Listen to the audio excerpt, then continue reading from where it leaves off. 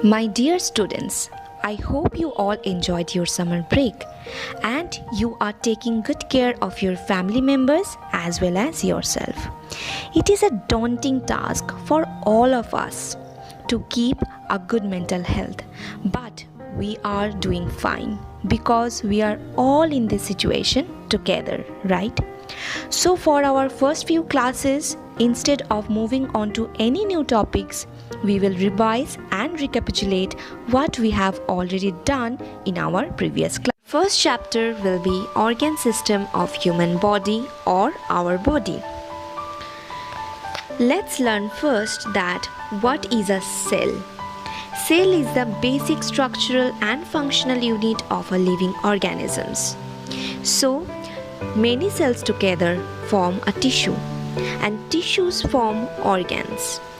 Organs form organ system, and here we are going to discuss about organ systems.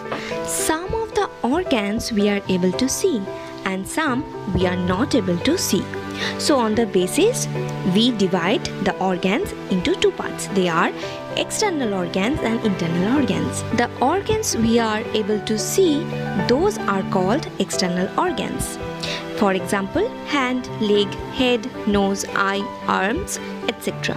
And the organs that we are not able to see and which are inside our body are known as internal organs.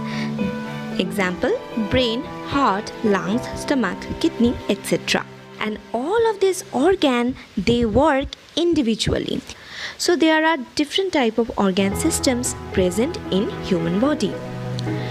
There are digestive system, respiratory system, circulatory system, skeletal system, muscular system, excretory system, nervous system and reproductive system. Let us learn the function of some of the organ systems mentioned here.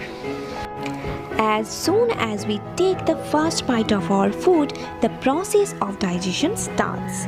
So, for the body to use the food is first broken down into small pieces. Then the conversion of food into simple soluble form is known as the digestion. So, what happened?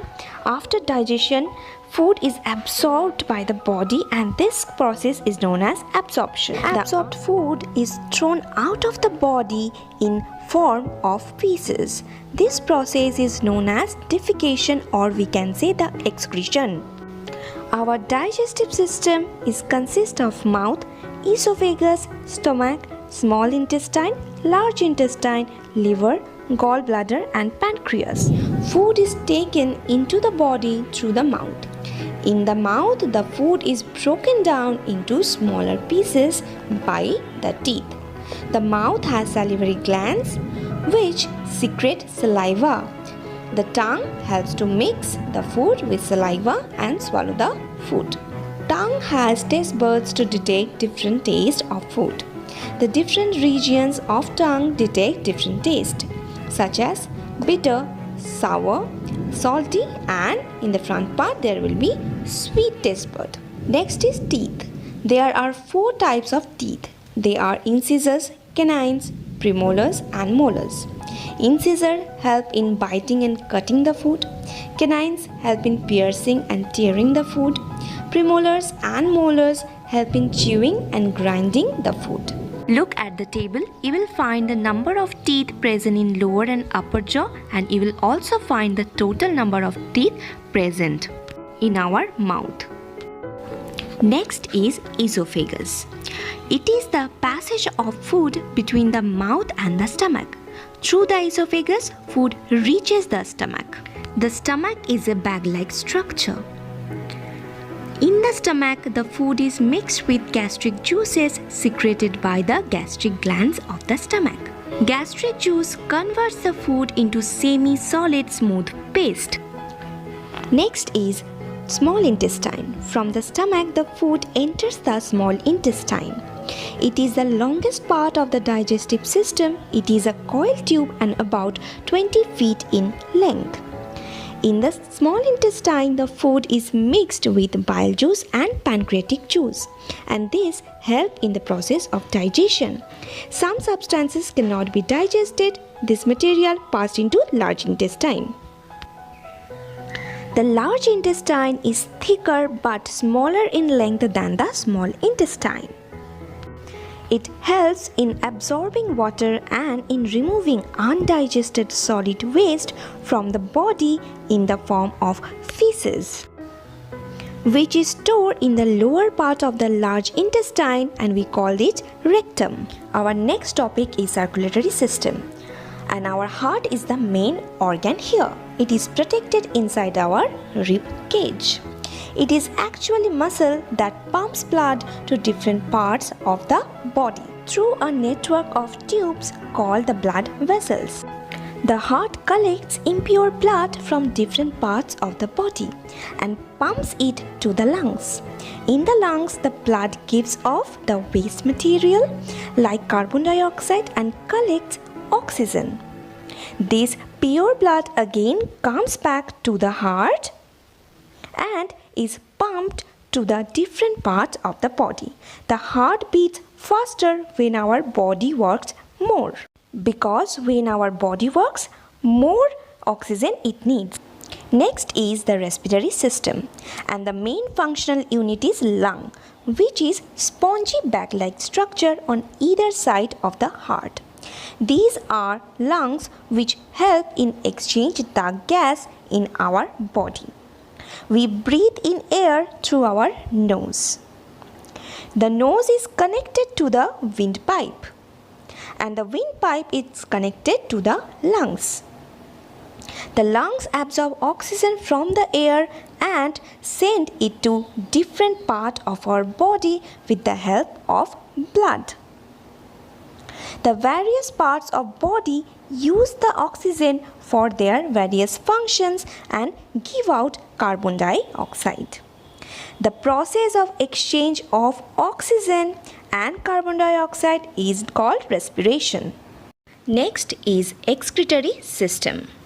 Kidney is the important organ here, and it is located behind the stomach.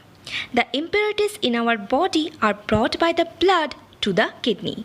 The kidney filter out these impurities, and they are given out in the form of urine. It removes waste product from our body. Urinary system consists of a pair of kidney, a pair of ureters, and urinary bladder and the urethra. Look at the picture. The sphincter muscle helps to keep the bladder closed. A human being excretes on average of 1.5 to 2.5 liter urines per day. Next is nervous system. The brain, spinal cord, and a network of nerves in our body form the nervous system. Nervous system controls the activities of all the other organ systems of our body. This is the brain. We have numerous neurons in our brain. Brain receives and sends signals to different parts of the body through a network of nerves. As you can see here, brain is connected with spinal cord as well as with any other organs or parts of our body. And you can see that it is sending signals as well as receiving signals as well. The spinal cord is a thick bundle of nerves that transfers information between the brain and the rest of our body through nerves. Next is nerves. They form a network of pathways to transfer messages to and from the brain to different parts of the body. There are three kinds of nerves: sensory nerves, motor, and mixed nerves as well. Our sense organs collect information and send it to the brain through the sensory nerves. And all the nerves, they have separate functions. Students, I hope you enjoyed this video. So read again this chapter along with the question answer. Thank you, students.